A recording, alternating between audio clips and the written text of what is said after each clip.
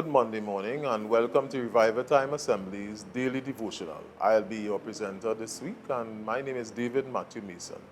This week we'll be looking at growing in kingdom character and specifically we'll be looking at poverty of spirit. Matthew chapter 5 verse 1 to 3, and seeing the multitude he went up into the mountain, and when set his disciples came unto him. And he opened his mouth and taught them, saying, Blessed are the poor in spirit, for theirs is the kingdom of God. Question: what is the Sermon on the Mount and what was its purpose? In Matthew chapter 5 verse 7, Christ begins his Sermon on the Mount. The sermon takes only about 10 minutes to read. However, many believe the original sermon was probably very long, possibly a couple of hours. What we have in the Sermon on the Mount is most likely a summary of his teachings. In Luke chapter 6, we see a similar but shorter sermon, except it's given on a plain instead of a mountain. Therefore, it's quite possible that this was a standard sermon that Christ preached wherever he went. The background of the Sermon on the Mount is Christ's teaching and healing ministry in Galilee.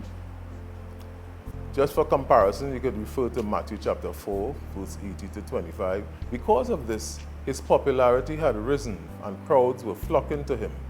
He goes up into the mountain, sits down, which is a customary teaching position of the rabbis, and began to preach to his disciples. The major theme of the Sermon on the Mount is the character of those in God's kingdom.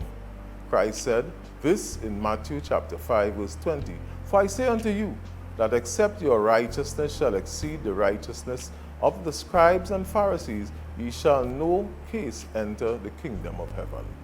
The Pharisees had a legalistic external righteousness, but the righteousness of Christ described was primarily of the heart. It is humble and not prideful, like the Pharisee, who did their righteous deeds to be seen by men. Matthew chapter 6, verse 1 to 3. It is gentle in response to the personal wrong, as Christ taught us, or taught his followers, to turn the other cheek in Matthew chapter 5, verse 38 to 42. This is concerned with building up riches in heaven instead of building up riches on earth. Matthew chapter 6, verse 19 to 21, it prioritizes God's kingdom and its righteousness over the earthly wealth and personal security. Matthew chapter 6, verse 33.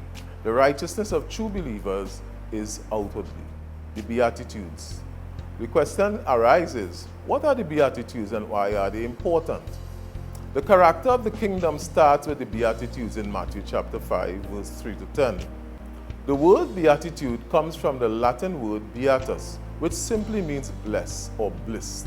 Each one of the Beatitudes begins with the word blessed, but the name beatitude is also commonly used to describe how each of these attitudes should be part of your behavior, as the beatitudes that should be in each of our lives. Each beatitude gives a character trait and then a promise. They are written in a style of writing called inclusio, where the first and last beatitude end with the same promise, for the kingdom of heaven belongs to them. This means that all 8 character traits will be in the lives of those who are part of the kingdom of heaven.